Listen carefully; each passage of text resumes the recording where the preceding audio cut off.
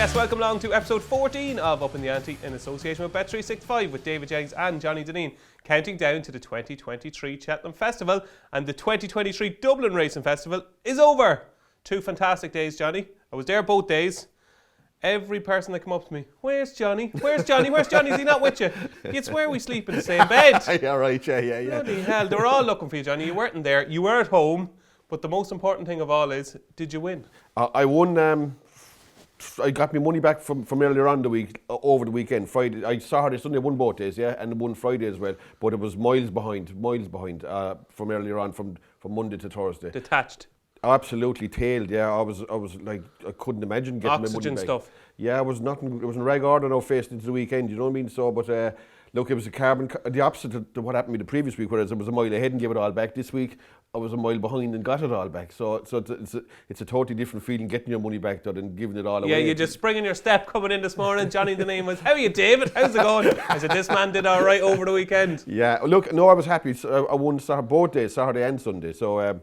Look, I can't really complain overall. And anyway. best result over the 2 days? Best result for me was Stateman on Sunday. Great shout, have to say, in the Racing Post on Saturday. Wager of the weekend, Stateman on the show last week. Nap, Stateman, you were all about Stateman. You couldn't have Honeysuckle, and you were correct. Well, look, sure, you have to be right sometime, you know what I mean? But look, it did win easy, to be fair. If you did back it, it was a lovely race to watch because it was in its comfort zone, it was controlling the race, and it was jumping every hurdle perfect. And you knew from a long way out it was going to say, I was always thinking to myself, like, okay, I've a fair lump on this, but I fancied it at the same time. Do you know what I mean? Do you know that kind of way? And your worst result?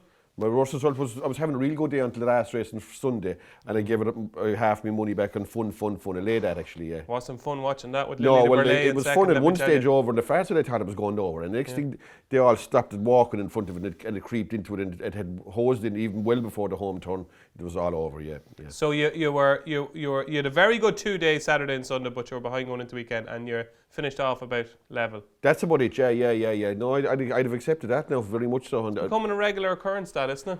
Well, no, it's the previous week it was the other way around. It was a mile ahead, you know what I mean? So look, but Tuesdays are my Achilles heel. I get caught on Tuesdays for some reason. The day I do this thing, yeah. I know, it's me, I'm a jinx. No, not really, no, it's just one of those things. It's just, look, I don't know, I go down the train there every Tuesday. I'd say I've lost the price of a carriage anyway since I came up here.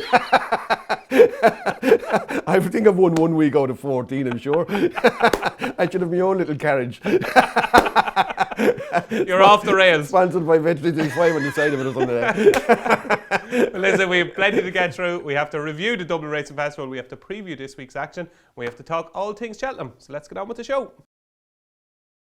So let's kick off with our questions from the crowd. And before we do, don't forget to like and subscribe to our YouTube channel and to comment and share and talk all things Johnny Dineen and Upping The Ante. We want to hear your view. Get your questions in. And the first question this week comes in from Paul Brennan. And he wants to know, is Mr. Johnny Dineen completely given up on Facile Vega? Your Ante-Post doubles, Johnny, are looking very dodgy now with Facile Vega. Are you giving up on Facile Vega, or are you giving him another chance in the Supreme? Look, my doubles are in reg order, he's right, yeah. I wouldn't give him another chance. Not a hope in hell. Really? No way in the wide earthly world. Like a horse that runs like that, it's an inexcusable performance. You could never again entertain him as a bet in any race in my eyes. In the races that he's going to be running in. He's obviously grade 1 horse, so he's going to be running in top races. But for a horse to run like that, I could never ever back him ever again anyway. But Willie Mullins has said it was completely Paul Townend going too fast. The horse couldn't sustain that pace. He has to ride him like a racehorse, not a machine. You disagree? I agree. I disagree completely. Absolutely, yeah. Look, I'm not saying for a moment that the ride wasn't great. Now, to be fair, you'd have to say that, and he probably did go too fast. But what I didn't like about it is, first of all, anyway, he's turned around, say 24 lengths with he beat him 4 the last day. Ante-Post. He's got beat 20. Whatever his name is, yeah. Give us that again, Johnny. What won the Tattersall's Ireland Novice Hurl? Ante-Post, is that his name? That's very good. That was better than your first attempt anyway. My first bit wasn't great. Look, he turned around 24 lengths with him, but what I didn't like about Facile Vega, in my eyes anyway, okay, they might have gone too fast, and they probably did, right? Now, they only went too fast from when they turned into the back straight. That was the first time that Tom started to lose a bit of ground to them. He was pulling and drifting in behind 3 or 4 in. Next thing he dropped 6 or 8 lengths, coming to the 4th hurdle. But in my eyes, watching it, now I did a small bet that I laid high definition 3 places, 11 to 10 or something like that. Not for much, and it wasn't any kind of a meaningful bet. But I was glad I hadn't laid high definition to win the race going into the 4th hurdle, because in my book, Facile Vega was already in bother by the presence. So you think high definition would have been a big player if he didn't fall? Yes, yeah, oh, wow. Yeah, I do, okay. yeah. But the thing about it, David, look, I'm watching races all my life anyway. Horses that go out like that have an issue. Wow. Without a shadow, like I might be wrong, but I will be operating under the premise from now on that Facile Vega either bled on Sunday or has a defibrillating heart, one or the other. Okay. Because the jockey offered no resistance whatsoever when they came to him. Like, he was passed by the time they got to the second last hurdle, and he never even moved him. He just let him go by because he knew the horse was drunk underneath him. You know what I mean? But was he not just knackered from the pace he went? No, you think there's more to it than that? I wouldn't think so. No, he might have gone too far, but he should have gone. He quenched. Like when they turned out of the back straight, he was still going. You'd say he was likely winner. By the time they got to, it's only in the space of about 150 yards. He was gone completely, absolutely gone. Like, he was 1,000,000 to 1 jumping what would have been the second last hurdle. Do you know, the first 1,000,000 to 1. Yeah, look, for me anyway, that horse is an issue. Okay. And I could not believe the price he still is for the. What price should he be? You couldn't quantify what price he should be in my eyes anyway. Million? I think he's no chance. Honestly, I think he's no chance. John? Yeah, I don't fancy him at all. So just say your doubles, right? A couple of them that you've done, and Facile Vega. You'll be trying to get out with them in any way you can, yeah? Look, with doubles, the ones I have him in with doubles are in nearly as bad order as him, and it didn't really matter to me. But what I would say, if you were on him at, say, 2 to 1, right? Yeah. Just say you have 100 on him at 2 to 1. Right. And you can lay 550s him now to win it, right? And you probably can. It's under that even. Get out. Or you're getting out for half your stake, and you've looked, like, you tell me, can you remember the last horse that won a race in Cheltenham that come in the back of a run like that? No. What? I can't either. No. Now, maybe there is 1 or 2 over the years, but I can't either. It was like a spectacular collapse in my eyes anyway. Yeah. And I would back that horse in absolutely no race ever again anyway. Gone. Oh, without a shadow, yeah. I just could not. Like, to me, that horse is an issue. Yeah. And fellas be saying, oh, what does he know? He's not a vet. I'm not a vet, okay? I'm not a vet. And they won't admit he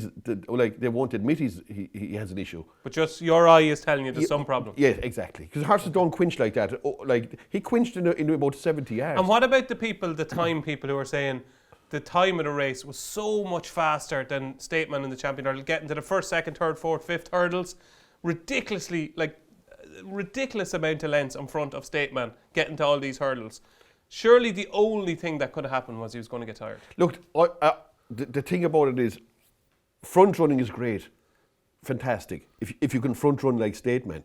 But the minute you get a fella pestering you, you're in trouble. Yeah. You're in trouble. And if a guy's hopping off you, the one place you don't want to be is because it's a liability now. Like, if Facile Vega had got away in front, he'd have been able to control the race at his own pace. But he obviously wanted to put away high definition early on. And the guy with Slevin riding high definition wanted to make it as hard as possible for Facile Vega. So when you have 2 of them bouncing off each other, it invariably sets up the race for the ones coming behind them. Like, if they were going that pace, Eyecatcher and in the pocket would have been 25 lengths behind them. They weren't, like, at the same time. Do you know what I mean? I don't know about pace. Like, I think Stateman's race was slower because he controlled it from the front a lot easier. There was no pressure applied really by any. The only pressure applied in Stateman at any stage was from Rachel Blackmore going to the second last. It's about the closest she ever got to him. You know what I mean? Yeah. But he was doing everything within his comfort zone. Like, if you back Stateman, you were always happy. Whereas if you back Facile Vega, you were never happy in my eyes anyway. So he's gone. Oh, gone forever. Yeah, absolutely. There goes Facile Vega. He's gone. Our next question is from a good friend of the show, Scott Rotherham, and Scott wants to know, with so many of the races now looking more open than they were before the weekend, Johnny, and so many bankers bust, including Facile Vega, at the current prices, what is the lay of the 2023 Cheltenham Festival at the current prices? Well, to be honest, on the way up here, I would have said, look, I thought maybe the mare that won the 3-year-old, 4-year-old hurdle, what's that called again, that beat Lassie Mouth. Gallimore. Yeah, Gallimore. So I would have said like that was short now 4-1. I think it is anyway. But I got great news on the way up. I see this thing coming up on my phone. Honeysuckle's going for the mayor. Yes, breaking news just before the show. Peter Maloney has revealed on Twitter that Honeysuckle, one last hurrah in the Close Brothers Mayor's Hurdle.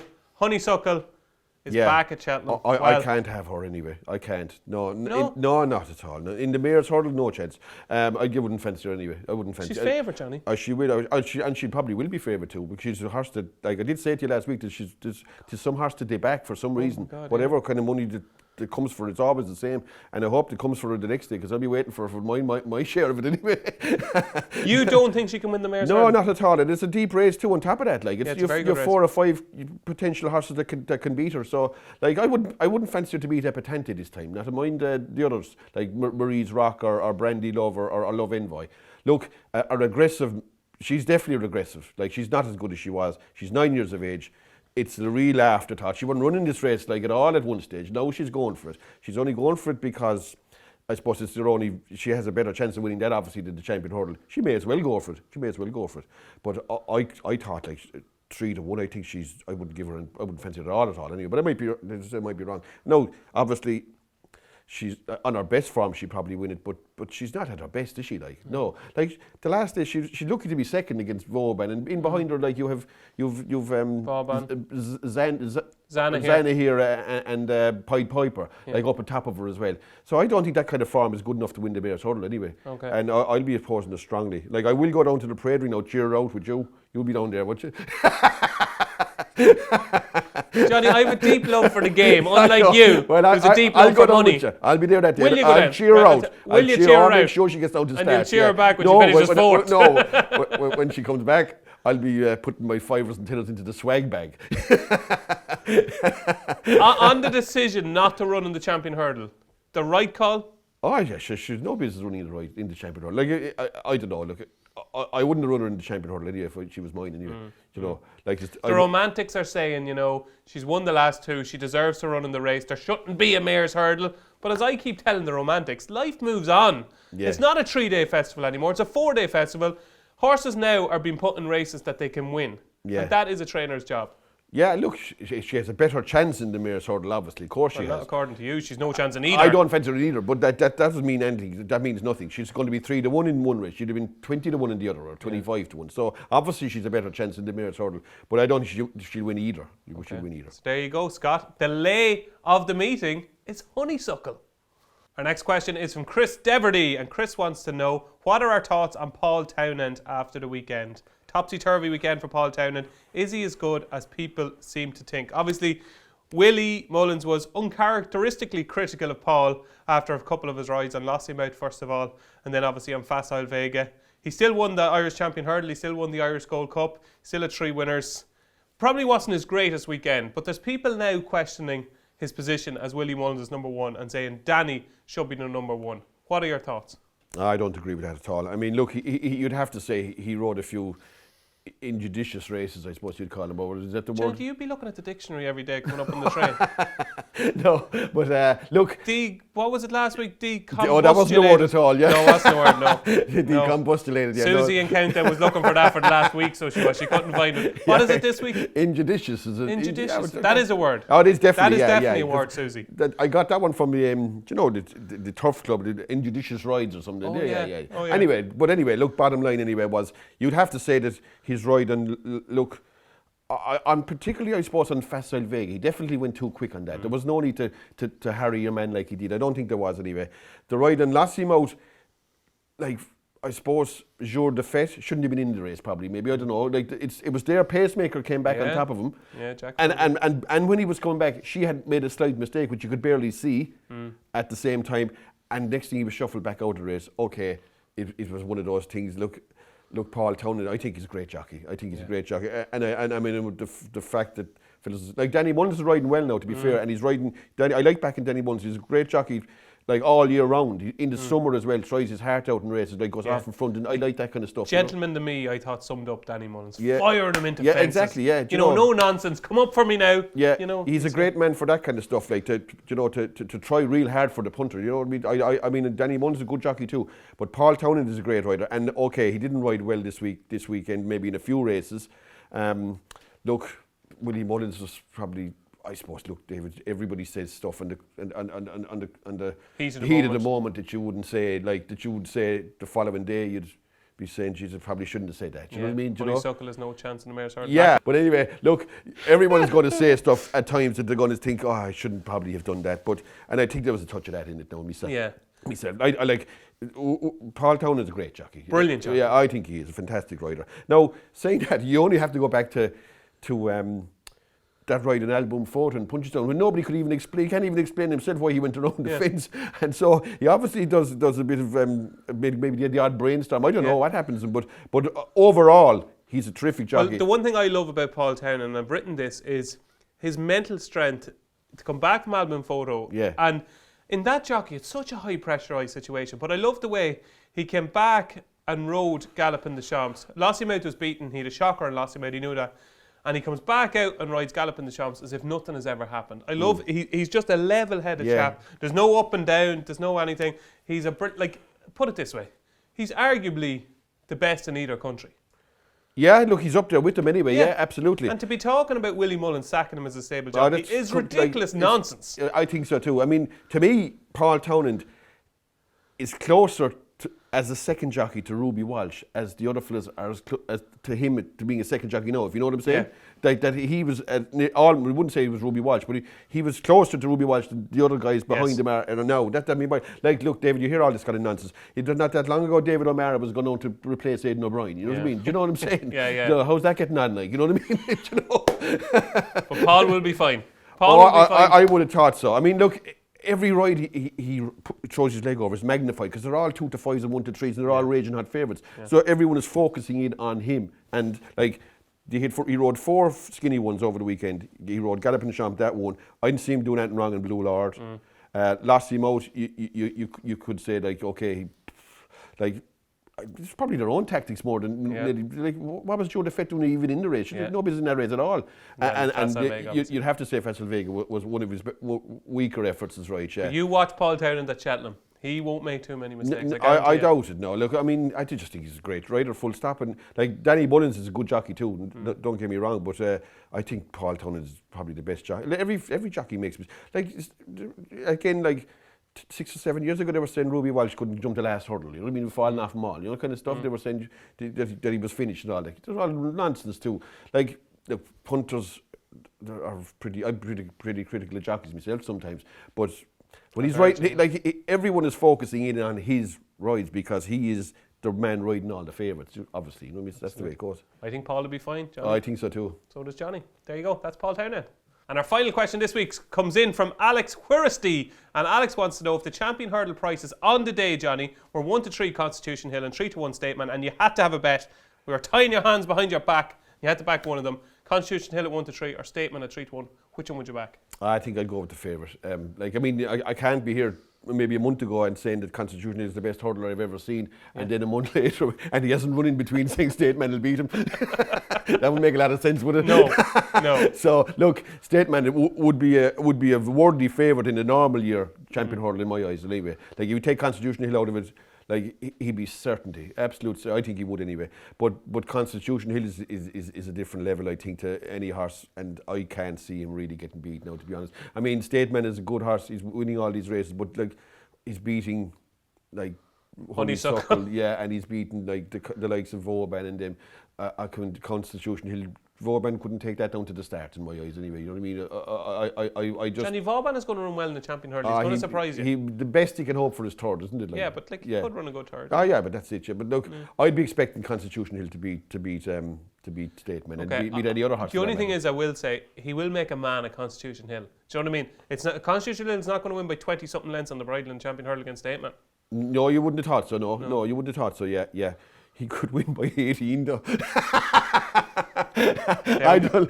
I just think you're talking wonder horse against excellent horse. You know what I mean? That kind of way. Okay. So I'd go with the favourite, yeah. Okay, there you go. A wonder horse, Constitution Hill, will beat the excellent horse, Statement, by 18 lengths. I wouldn't, maybe not the 18 lengths. It's performance of the week time here on Upping The Ante, where Johnny Dineen can send his top 3 performances of the last 7 days and probably the last couple of days, I'd imagine. I don't think you've anything from last week thrown in there. Have you? No, any I haven't. surprises? No. I had to keep the 3 of them are for the Dublin Racing Festival. Okay. Yeah. Number 3. Number 3 was State Man on Sunday. Look, he won easy. Like he won a race that. He won a big race easy. You know what I mean? If you backed him, you were always happy, weren't you? I thought you were. And his hurdling was pinpoint. His jump at the second last, I know the camera angle what's that word? Extenuates? Extenuates. Extenuates. Yeah. The visually, like, it was just side on. You could see him meeting it on the perfect stride, and he absolutely pinged it. Yeah. Like, it was a glorious leap, but his jumping was very good. His jumping, but I even said that to you last week, the second last hurdle and fence are so pivotal in Leopardstown. It's unbelievable how you can win a race. Because if you jump the second last hurdle and you fly it and you're land in front, you're running away, you put everything in behind it upside down, as far as I can see anyway. But look, you wouldn't back a horse to win a race, as big a race as that easy at 5-4 or 6-5, whatever price he was, very often. To me, he was never ever in danger. Always in control, and like he was well on top going to the line against them horses. It was a good effort in my eyes anyway, you know. Yeah, I'd say you didn't even move in the chair, did you? Well, look, you weren't doing any of this. No, stuff. I wasn't really. No, you know, normally you'd be kind of anxious, saying like he's beat, or you know, be taught. But this, I always kind of felt he was going to win this race. Yeah, okay. I did. Yeah. So number 3 is Statement. Number 2. Number 2 for me, Mighty Potter. Oh, brilliant. Yeah, he was brilliant. Yeah, I thought he was like, he looks like he glides over the fences, doesn't he? Like, you know what I mean? He looks like a real.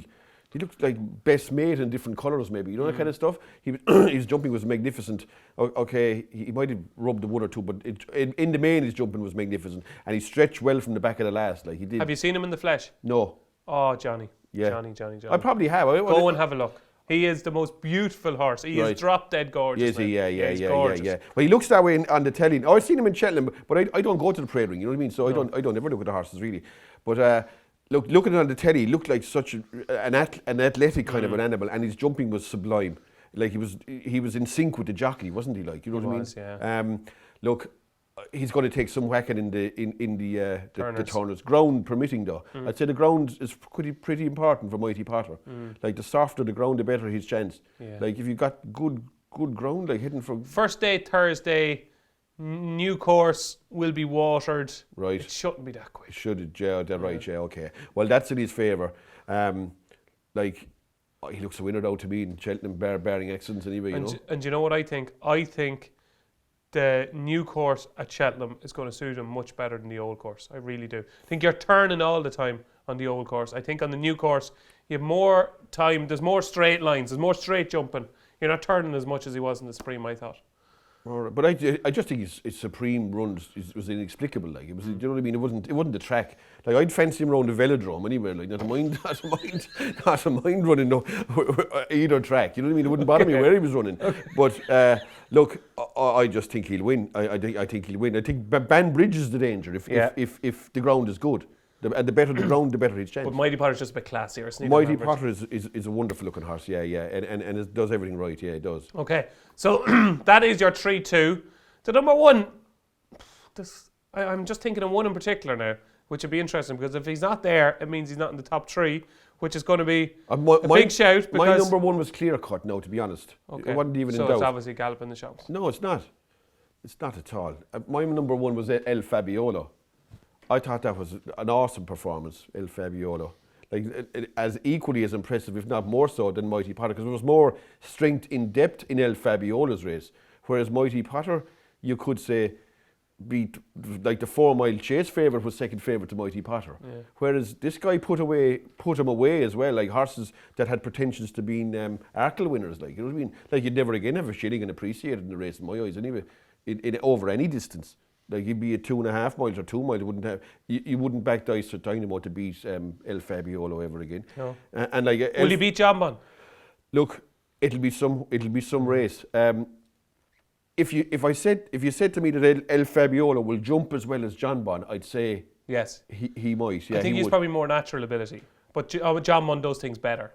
Yeah. The percentage call to me is John Bunn. Yeah, I think so. But then you start looking at John Bunn's form now all of a sudden, and you're looking at Boot Hill, Monmoral, like, and they're not so clever, are they? Like, you know, No. like this was like even the way he rooted out a fence and he gathered himself in absolutely no time. But saying that. The fences in Leopardstown are so spaced out that you have a chance to reorganise yourself. Yeah. In Cheltenham, they come that bit quicker. They're kind of on turns and they're trickier.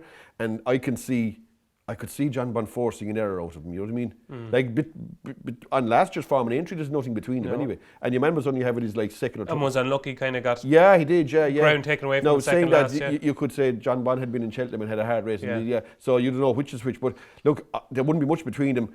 If you said to me that El Fabiola will jump like John Bunn, I'd say he'd beat him, but I don't think he will. I think your man will force a mistake out of him, maybe. Okay, so no Gallop in the Shams in the top 3. No, but Gallop in the Shams only did what he was probably entitled to do, really. I mean, he beat Statler, who's like a National Hunt Chase winner, and Fury Road, who doesn't seem to see out the distance. Like, for a few stages in that race, you wouldn't like to be on Gallop in the Shams, in my eyes. No, anyway. but did he not do what we wanted him to do? So all along we're saying, oh, he's really sexy and he wins everything on the bridle, but is he a Gold Cup horse? He's not hardy enough to be a Gold Cup horse. And then he does the hardy stuff, and he battles and he gets down and dirty and he wins, and now we're saying, no, he didn't win sexy, like. Well, look. So what do you want him to do, John? Well, the way I'd look at it, David, is this. El Fabiola was probably 6 or 7 to 1 for the Arkle, or 8 to 1, whatever. He's now 2 to 1, right? Yeah. Mighty Potter was he 11 to 4, 3 to 1? Yeah. And now he's 6 to 4. Yeah. Gallop in the Shams was 7 to 4 and they pushed him out. Yeah. So somebody thinks he wasn't doing something right anyway, you know what I mean? Yeah. Do you know? That's the way I look at it. I wouldn't have had him as a performance of the week. I just thought it was a kind of an adequate thing more than anything else. To me, he wasn't that impressive at all. Like, I think if you back to the 1 to 3, you'd be very worried going to the second last. Because if he didn't jump that fence properly, anything could have happened. Yeah, he won by 8 lengths though. I know he did, yeah, but he did because the second one dropped dead, Fury Road. And on top of that, if you watch that race Not again, literally, by the way. yeah, Just but figuratively speaking. Statler didn't lose much ground to Gallop in the Champ on the run in. Johnny, like, this is the point, right? If they had continued on down the motorway, your man, it took him an age to pull up Gallop in the Champs. There was no way your man was ever catched him. I'm not saying he was going to catch him, but I just don't. He didn't put that much distance between himself and Statler. Okay, in one word, and I only want one. Yeah. Will Gallop in the Champs win the Cheltenham Gold Cup? No, he won't. That was no. emphatic. Yeah, no, he won't. I don't think so. But I might be wrong. As you know, I've been wrong before. El Fabiolo was Johnny Dineen's performance of the week. So Gallop in the Shams didn't make Johnny Dineen's top 3 performance of the week. Let's find out his Eyecatcher of the week. Look, my Eyecatcher was from an English race. It was in the bumper in Sandown on Saturday. Oh, jeez. A horse belonged to Tom Lacey called 10 Lengths Tom. 10 lengths Tom. Yeah. Right. Where did he finish? He finished second. He finished second to a horse called... the Nichols horse and Adrian Heskin, Nichols had the first and the third. Yeah. In the Waterside won the race, and the favourite was third, wrapped up in May. Like this...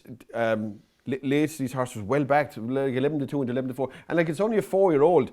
It's by a horse by Mount Nelson, a 4-year-old. Like it's very early for a 4-year-old to have a chance against the older horses. Like it takes a few months. I always think that you'd before you entertain back in one of them, and like they did back it well. But for some reason, Tom Lacey's horses, they're always green for some reason. You know. I like him as a trainer. I think he produces really good horses. Yeah, he does a good operator, but his horses are trained to improve in the race course. And this guy didn't have a clue what he was doing. At one stage, I was saying to him, how do you back this thing? You know what I mean? And the next thing, the Penny dropped until late. He ran into second place in the Waterside one race. It still wasn't a bad, like he's not a bad horse, and like he's a certainty to win a bumper anyway. Like this horse before he goes hurdling next year. What's he called again? 3 lengths Tom. 3 lengths Tom, yeah. 3 lengths Tom. He's Tom Lacey, yeah. Okay, yeah. Here's a quiz question for you now. What current Cheltenham Festival favourite does Tom Lacey train? He's a favourite for the Cheltenham Festival. Do you know the answer? Well, he trained a horse called Lassie Mouth. You're good. You're good. Yeah, he did train Lassie Mouth. Yeah, he did. Because I saw that in the betting for the Triumph Hurdle, and I was how was that in the betting? You were trying to lay it. You can't run. Lay. Yeah. That was about 6 months ago. I was thinking, how was that in the betting? You know? Yeah. But no, that's it. No flies on you, Johnny. Right, okay. So your performance of the week is? It's 10 lengths Tom. 10 lengths Tom. Yeah. We got there in the end. It's 10 lengths Tom. He's after improving 7. Yeah. He's now 10 lengths Tom. Johnny Dineen's Eyecatcher of the week. We've moved on to what's happening this week. Not quite as luxurious stuff as we had last week, Johnny, but we've still got some decent action at Newbury. Usually a fantastic day. This year, looking through the fields, it's not quite just capturing the imagination. No, the ground is going to be like iron there, apparently. It's you can't water, they can't water. They need some sort of a license or something to water, and they're not going to be able to water as a result. And with a dry week, like the guy in the clerk of the course is saying it's going to be good to firm. And if it is, you're not going to have big fields in, and you're not going to have competitive races, I'd imagine. You know? So put the tarmac. Yeah, whatever they call it now. But look, you're going to have like, I was looking down through the entries. There's some substandard races there, to be honest. There is, okay. We're going to kick off our preview with the Game Spirit Chase. The Tingle Creek second to your champion chase winner, Edward Stone, is Greenatine. Yeah, look, he's dropped into a grade here where he's comfortable. You know what I mean? Greenatine. This is his level, like where he will nearly always win. You know what I mean? So he's like when you get him up to the really top level, he's found out, but he doesn't have much to beat here, does he? But you're like, he's running against the champion chase winner, Edward Stone. Like, it's not easy. Like, yeah, you know? I know. Yeah. I suppose so. Yeah, I suppose so. You think he'll win here? Very short price, 8 to 15. He should do. He should do. Like, I wouldn't oppose him anyway. No, I think he'll probably win, but I'd be a bit like you. I wouldn't back him, but he'll probably win. Yeah, he should do. Yeah, he should do. The Denman Chase. Hitman is currently our favourite Bet365, coming back from a rather lethargic effort in the King George at Kempton. Hitman is the type of horse, when he looks good, he looks really good. Yeah. But then when you see that race at at Kempton, the King George, like, he was beaten very early, wasn't he? He was. Like, he's another horse that's just shy of the top level, I'd imagine. Yeah. And he's back in against Eldorado Allen here. And what else does he know is in the race? Like, they're not great at the innings, are they? Right? Like, Hitman still has to prove he stays 3 miles too, though. You know. Yeah, I think Newbury will suit him. Flat track, left-handed is better than probably. Kempton, yeah. Look, if you force me up against the wall, I'd go Hitman. I think I'd leave him, though. To be honest, you know, he's not a horse I'd be mad about in this kind of race. Yeah, I think like Greenatine and Hitman, the two of them will probably win, but you wouldn't be getting excited. No, you wouldn't. No. Right, the Betfair Hurdle, then one of the big handicap hurdles of the season. A race I like. Filey Bay is currently our favourite. Will he win? Look, who knows how good Filey Bay is, you know. So he's changed ownership since he ran in Huntington. Like, he's won 2 rather ordinary races very, very easily. Like, I presume the fact that JP McManus bought him, they must think he's a decent horse at the same time. Yeah. So look, he's a few horses in it. He's a Carey Allen, and he's got no ordinary Joe. Look, he's up in class. Who knows how good he is? I don't have a clue how good he is. I won't be having a bet in the race, I'd imagine. I was giving that a squeak in the race, Master Chewy, down the bottom. You like that horse? Yeah, I just like... You have a soft spot from him. That's a few times you've tipped him up. Yeah, but like, he's a horse that like, can win a maiden hurdle, but yet sometimes these horses can win these kind of races. Same colours as I like to move. That's right, yeah. Won the race, did he? He won it last year, yeah. So, look, I won't... No, he was beaten. He was second. Was he? Yeah, I think he was second, yeah. Oh, was he? Yeah, he was beaten a short headed, so... Glory and Fortune, I think, won it. Did he win it? Okay. I thought it was the other way around. Look, it doesn't matter anyway, but it does the connections. Yeah, I suppose. Look, I wouldn't be having a bet in the race, but it all revolves around how good the horse, the favourite is. Who knows how good he is, really, you know? Yeah, absolutely. One horse that I thought had a chance was Monville from the Philip Hobbs stable, which is not going great at the moment, but a few winners in the last week. I thought it won very impressively at Ascot in November off a mark of 120. Beat Shanroe, actually came over from the Carl Thornton stable and finished second. I think he'll handle the ground. He's gone up £10 to mark of 130. Prominent racer.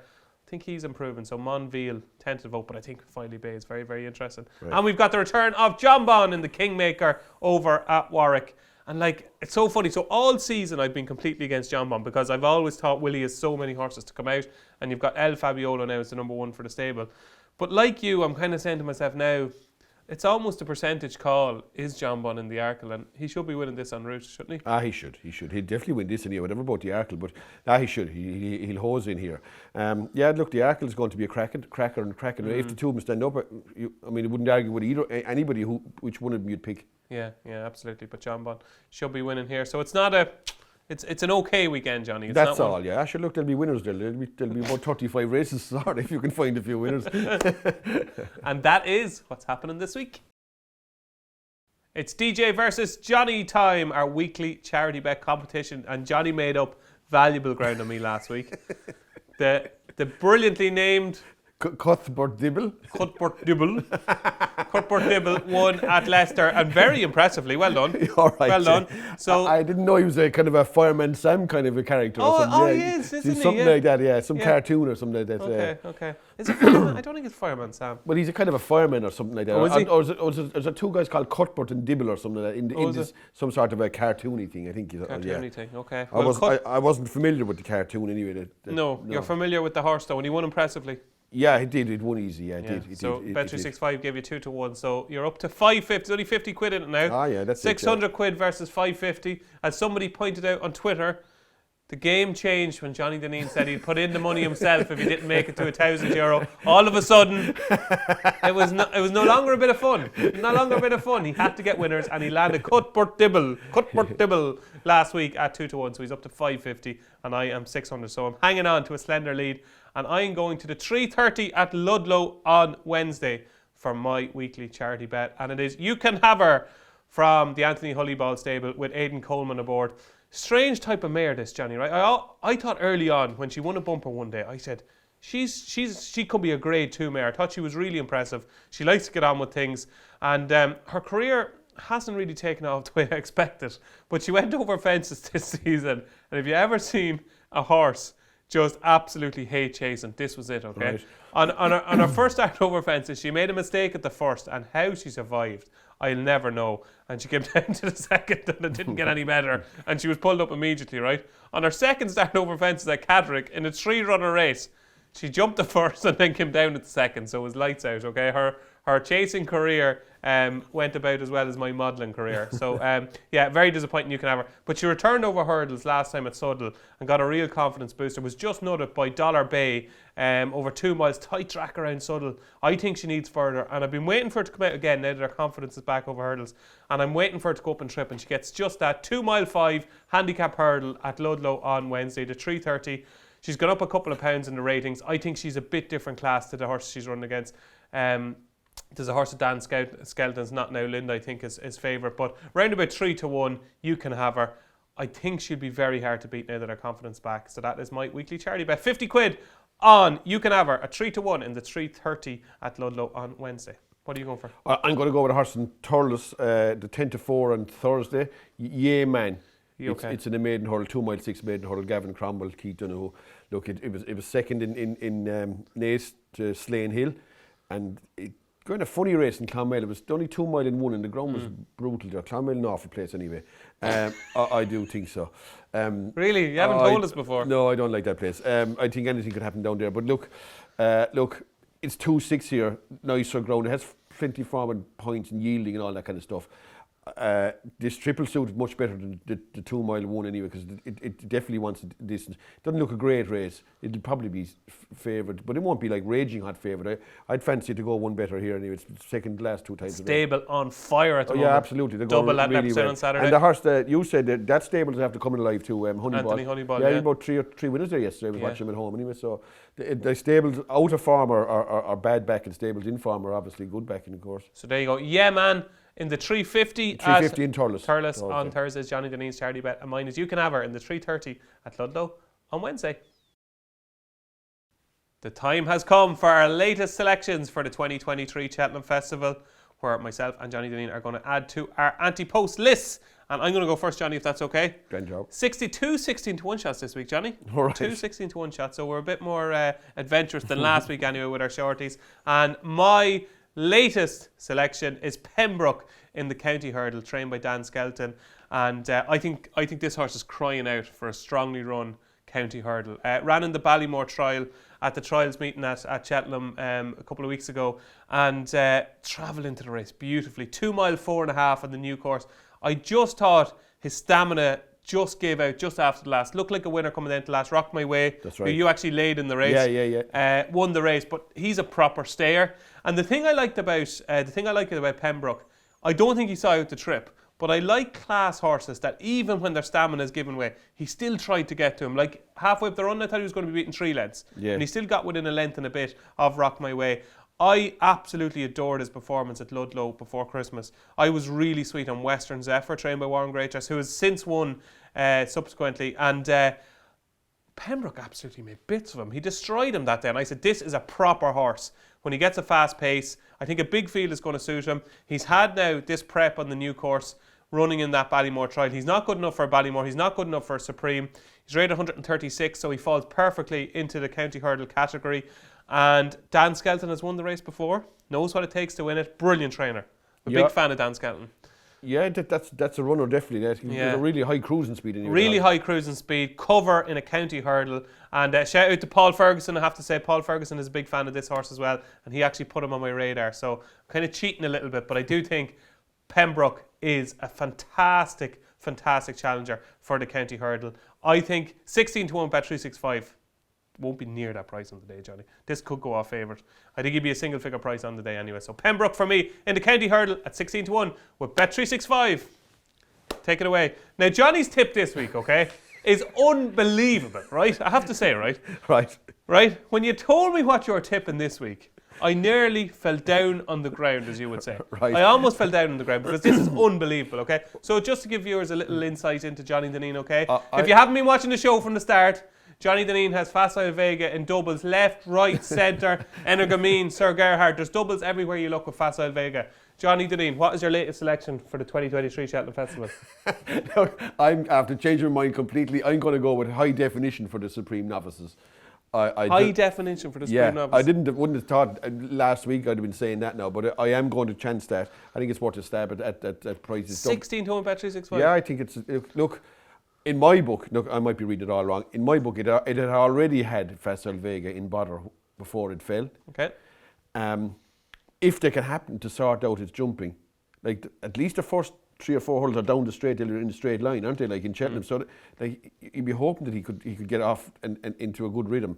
If he gets into a rhythm, his jumping is exactly as he obviously. I mean, he 4 hurdles the other day. He departed at the 4th. He made a mistake at the first 2.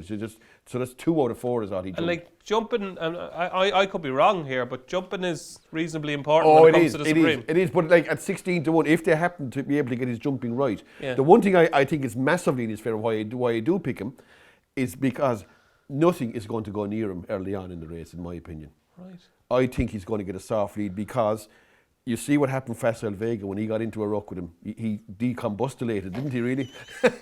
So we get, you know the way they add new words every year into the dictionary? Yeah, that could be the word for 2023, decombustulated. Carol Vorderman or one of those, yeah. Yeah, so, Susie Dent. Is that her name now? That's Susie, yeah. I think he'll get into a rhythm. I'm hoping he'll get into a rhythm now. I don't think he'll get I'm hoping he'll get into a rhythm. And if he does, if he got loose in front, he's very dangerous animal on the bunny, I think, high definition. Yeah. If he can get it, like it's much easier to jump as well when you're on your own, not like with other horses and that. Yeah. So if he did happen to get into a jumping rhythm, I think he could be very dangerous, yeah. And he's a horse I didn't rate now up to last Sunday. This is a spectacular change of mind for him. Look, it is. I mean, I think you always should leave yourself open for changing your mind. I mean, if you're put this way, if you take a wrong turn in a road, you don't keep going, do you? Like, do you know what I mean? You turn back. You'd say, well, I'm on the wrong road here. I got to go back. Basically, yeah. So if you wouldn't be like, oh, maybe if I took it, maybe keep going and take maybe a left down here, I might make it back. I've done that as well. Don't run well. It's inside some farmer's yard. And the wife making you a cup of tea. Come on in. Look, I don't know. I'm going to go with him. I think he's worth a stab. I do think that if he gets into a rhythm, I don't see anything going to go head to head with him now after what happened on Sunday anyway. Do you know what I mean? And he is going to want to lead, in my opinion. And it's his only chance of winning anyway, so he might as well have a go off it. And if he did happen to get into a rhythm, I could see him being hard to catch. Okay, if you're still watching and you haven't fallen down the ground in shock, Johnny Dineen's latest selection for the 2023 Cheltenham Festival, yeah, it is. It's high definition. So now we're going to have a look at our picks for the 2023 Cheltenham Festival. So far, Johnny, a dent is what I'd say. A big dent to your picks. Facile Vega, obviously, because you've got him in a couple of doubles, which would be much bigger prices now if you did they doubles. Would, of course, yeah. Look, you couldn't price them doubles now, as far as I can see. Like, you'd want a few zeros with your daughter drawing the no zeros. Chance anyway. Yeah. No, I'm writing Facile Vega off. Yeah, I am. No, some of so they're gone. I would have thought so. Yeah. Okay, you still got a few strong contenders. Now, Takao was the Eyecatcher of all Eyecatchers, I thought, in the Spring Juvenile Hurdle. Yeah, finished third. I think it ran well. Yeah, it's gone up. Did it go up to 128 or something? Okay, like that? That's fine. Yeah, so that'll put it definitely in the race anyway now. You know? And like Risk Bell, who was a horse, I suppose, like that didn't have a great prep for the. It was travelling well though. Oh yeah, I was very likely to might have won the race, but I'm just saying that having a fall and like it wouldn't be great, would it? No. Look, I think Takao has a good chance. Yeah, it's probably an open race, but I think it's a very good chance. Yeah. Look, I always say you could be in good position, and the next thing you hit no winner, and then you say all of a sudden you hit a winner that you don't even expect. So you never know in this game. Never know, Johnny. You never know, and obviously it's for me. Is a strong fancy for the champion bumper. Got a big chance last week. Of course it has. But then there was a few came in, like the horse that won of Brian Gleason's was won impressively too. Very impressively. Yeah, so he's in the race, and you've that horse of Sherwood's run today, I think, isn't she? Yeah. Yeah, is it tomorrow today? Tomorrow, I think, is it? Today? Or is it today? It's Market Racing, it's today. Market Racing, yeah. But that meeting was supposed to be an inspection there. But look, so you'll have a better idea of her after today. So look, the bumper mightn't be the strongest races I've ever seen, I don't think, to be honest, Okay, and a quick look at my list here. Third time lucky, Johnny, has come good. Up £6, okay? That's okay. Up to a mark of 149, that's okay. I think winning at Sandown on Saturday will have done this horse the world of good. Now, stamina is obviously going to be in question over the, in the Grand Annual. They're going to go lickety-split, but to get jumping in, if he gets jumping in the Grand Annual, he's a massive player. Spring horse, has had a wind operation. I thought Keelan Woods was glorious on him on Saturday. It was a brilliant ride. If you're watching, Dan, please go for the Grand Annual. Now, I know Aintree is on your mind, flat track, and he take a lot of beating in the big. It's the Red Rum handicap chase, is it? It's 2 mile handicap chase at Aintree. But this is a Grand Annual here for the taking, I think, with third time lucky. I think he's a bit of class, and he's won twice on the old course at Cheltenham as well as a novice.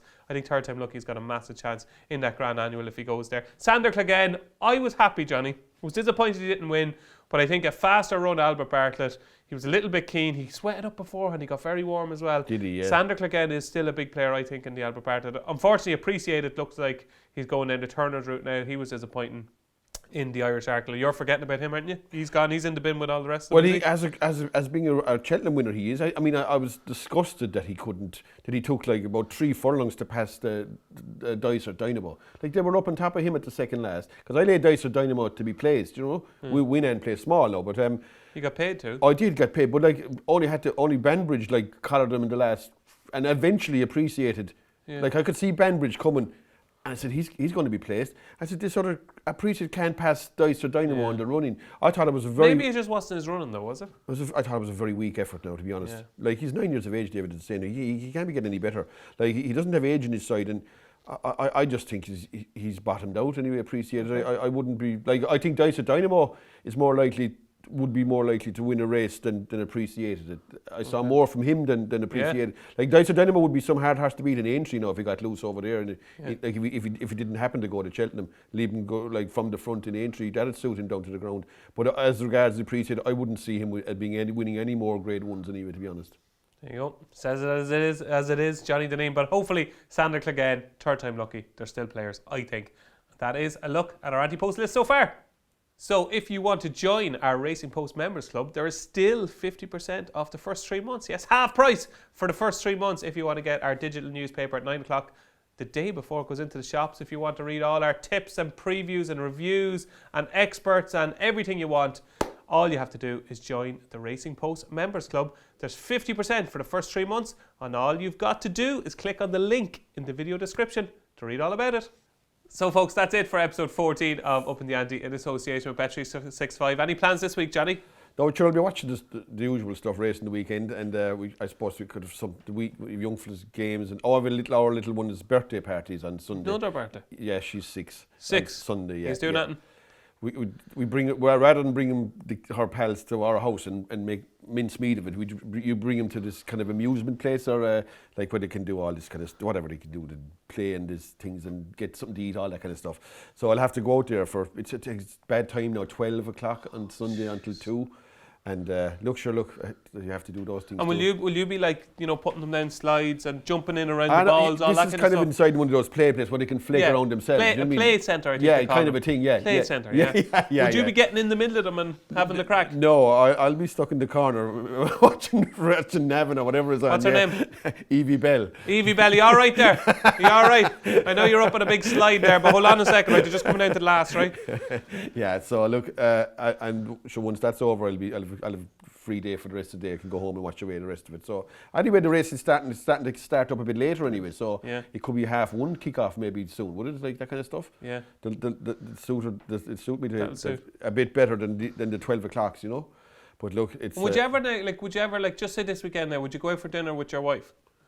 We wouldn't, and an odd Saturday night. Yeah, we would. Yeah. No, I mean, like. Because you're like I've gone for lunch with Johnny. Like, you're a food aficionado. You do like your food. I like food, yeah. Because you don't really drink, but no. you like a nice meal. Yeah, I do. But I like Saturday night is a night we could go out, yeah. Not every Saturday night or anything like that now. Just like when you have young kids to put to bed, it's not that easy to just take off, you know. No. And then we've no one to volunteer for babysitting because they don't want to do it. You know what I mean? So look, there's a serious staff shortage of babysitters in Ireland, so there is, isn't there? Is there? Yeah. Right. Yeah. Okay. Yeah, well, we could get our own kids to, but they wouldn't do it. Do you know what I mean? You come home, they'd be hanging out the railing or something like that. And they inside playing an Xbox. I thought everything was all right. What's the ambulance doing outside? Well, enjoy the party if you can at all, right? Okay. Get into it, you know. Exactly. Try and get some way involvement. Yeah, absolutely. And best of luck with all your punting over the next 7 days. We're getting closer now, folks. We're getting very close. That was episode 40. We're back next week for episode 15.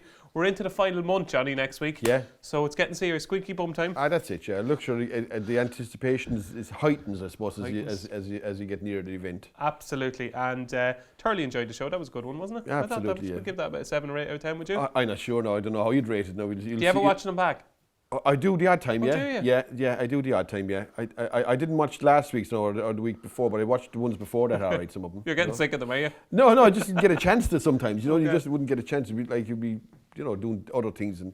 But I read the comments, all right, to see how many fellas don't like you. How many fellas don't like me, you know what I mean? Well, I can tell you something, Johnny, they like you a lot more than they like me, let me tell you. I don't know. But listen, it's great to be with you every Tuesday. We're back next Tuesday, 6 o'clock, same time, same place. Join us there. That has been episode 14 of Upping The Ante. I've been David Jennings. He's been Johnny Dineen. Thanks for watching.